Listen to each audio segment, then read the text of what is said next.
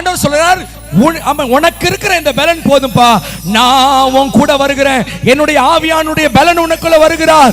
ஆமென், அல்லேலூயா. நீ 300 பேரை கொன்று அந்த பெலிஸ்தரை முறியடிப்பாய். அப்ப உனக்குள்ள, உங்களுக்குள்ள ஆவியானுடைய பலன் இருக்குமானா நீ மறைஞ்சிருவ, ஆவியானவர் உனக்காக நின்று யுத்தம் பண்ணுவார். இன்னைக்கு நம்ம இன்னைக்கு பலருடைய வாழ்க்கை அப்படியே அந்த கிறிஸ்துவ ஜீவிதத்துல அதே நிலைமையில இருக்கிறதுனா உணர்வில்ல, இயேசுவை குறித்த தேவனை அறிகிற அறிவில்ல. சீசர்கள் உணர்வில்லாமல் இருந்தார்கள். மாறாக அப்போஸ்தலர் 2வது அதிகாரத்தில் சொல்லப்பட்டது போல அவர்கள் காத்திருந்த பொழுது அவர்கள் சுயம் சாம்பலாக தங்களை விட்டு கொடுக்கும் பொழுது பரிசுத்த ஆவியானவர் இறங்கினார். அல்லேலூயா. அப்ப அவர் இறங்கும் பொழுது மாறாக அவர்